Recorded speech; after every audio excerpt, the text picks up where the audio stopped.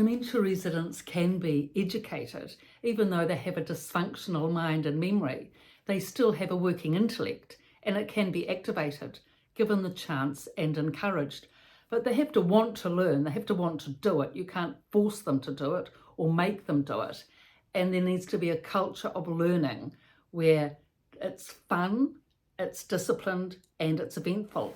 So I've written about these in the report of both books, The Resident's Voice and The Resident's Rise.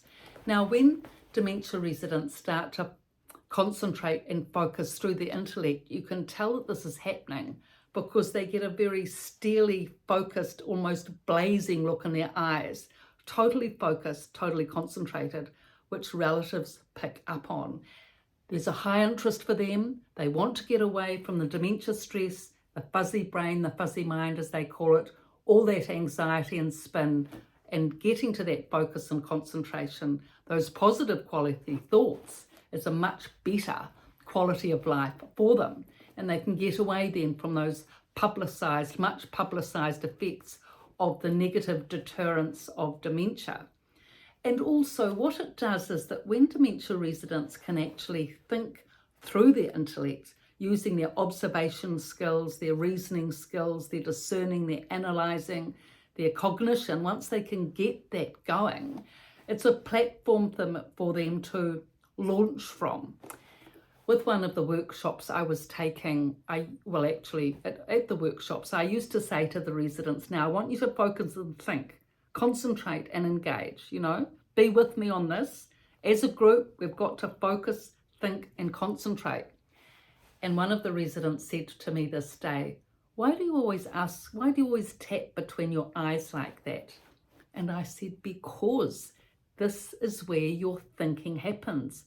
This is where your intellect and brain is located, where the thinking happens, and I need you to focus and concentrate there. Because when you do, you will have a better quality of life and you'll be able to manage and function so much better.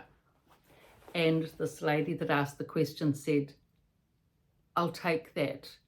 It's been a long time since I've been shown something.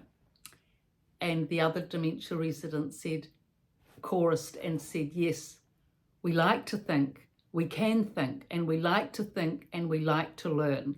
So that was very confirming. So the dementia residents are highly motivated. Once they understand and experience what it's like to be able to think through the intellect, it's liberating for them because it's positive. I mean, they can control their thinking when they're thinking through the intellect.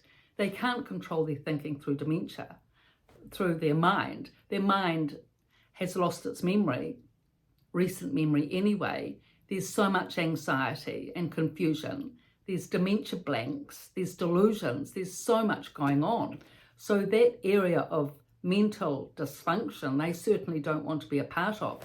And if they can transfer that pathway away from mind and memory to intellect, reason and focus, it's a much better situation for them.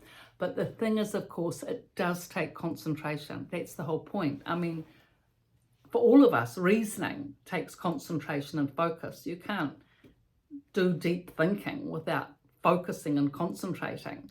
So the person has to want to focus and concentrate to be able to get that capacity going and get the cognition of reasoning going. And to concentrate in a dementia unit is a very difficult task. It's no small thing because there's lots of noise, there's lots of distraction, often falls, fighting, chaos. And to try and concentrate in that, noisy environment, it's not like a quiet library or anything, is hard. But the residents have high motivation, and when we were doing this work as a group, it was such a powerful concentration and focus.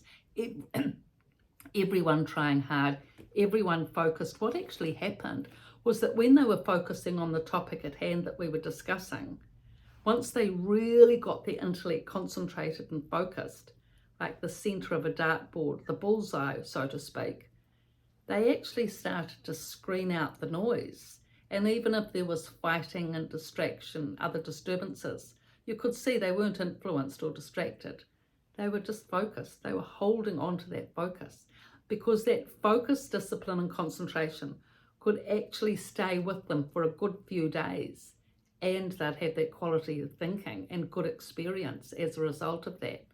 So it was very powerful work, and we did this for, a number of years, and these residents were able to have a quality of life, as I've outlined in the both books, Residents' Voice and Residents' Rise, description below.